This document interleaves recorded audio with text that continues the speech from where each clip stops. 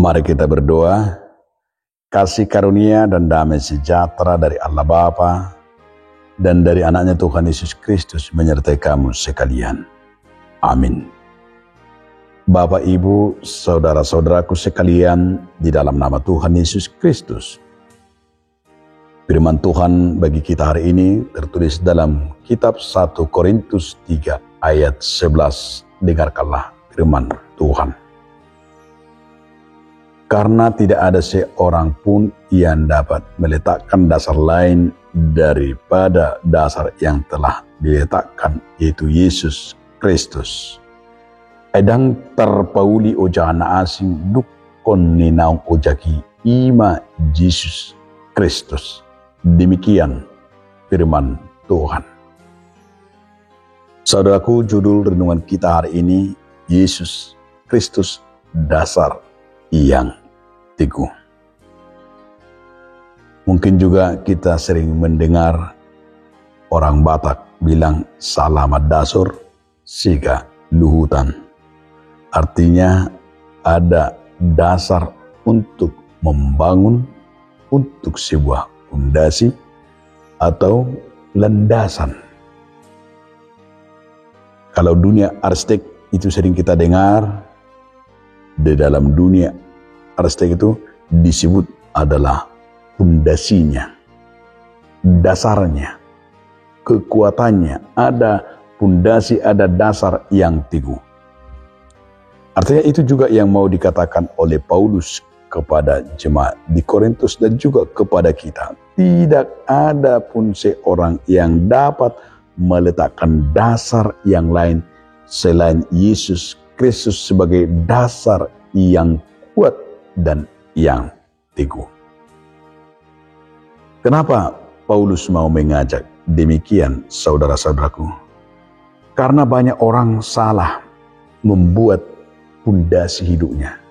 Karena banyak orang sesat dan keliru, bahkan menjadi murtad, mungkin juga menjadi apatis, depresi, bahkan ada yang mungkin akhirnya dia ambigu dalam hal menentukan imannya.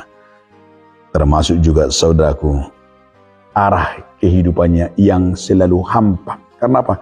Karena letak dan dasar dan pondasi dalam hal kehidupannya. Mungkin juga dalam orang setiap berumah tangga. Mungkin ada orang motivasinya berumah tangga, ada harta. Mungkin juga dalam hal motivasinya bekerja, mungkin juga uang. Dan macam-macam motivasi orang, pondasi dan juga arahan orang. Tapi disinilah Paulus mau mengajak kita dalam hal prinsip, dalam hal pondasi dasar kita melangkah kemanapun. Maka sebagai orang percaya, kita sebagai orang beriman yang sangat menarik, yang mau dikatakan yang luar biasa, Paulus mau mengajak kita, mari kita dalam hidup ini diajak untuk membangun kiri kita, membangun kehidupan kita, membangun iman kita, membangun dasar kehidupan seseorang, yaitu diajak dasar yang pertama meletakkan, yaitu di dalam Yesus Kristus.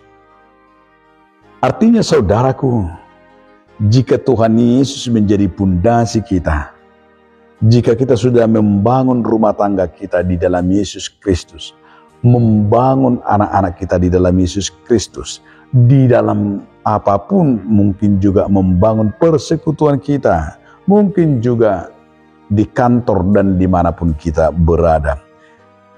Sifatnya kita mau diajak bahwa hidup fokus kita hanya kepada Yesus Kristus.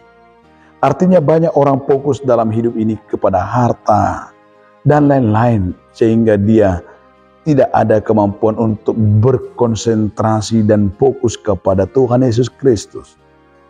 Ada yang mendua hati, ada yang setengah hati. Maka dalam prinsip yang demikian akan merusak bangunan pola hidupnya. Maka jelas sekali dikatakan oleh Paulus bahwa pondasi kita, kekuatan kita, dasar yang teguh, dasar kita dalam hidup ini, mari kita letakkan hanya pada Tuhan Yesus Kristus.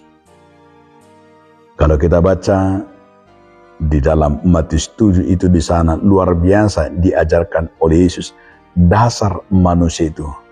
Orang yang bijak, orang yang berhikmat akan meletakkan dasar kehidupannya di atas batu mamak, di atas batu.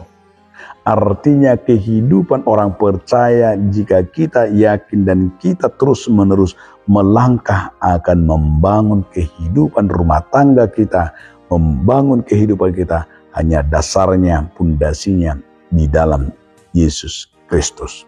Tapi orang yang bodoh, orang yang hampa, orang yang tidak berkomitmen, dia membangun dirinya, membangun rumahnya, membangun kehidupannya di atas pasir.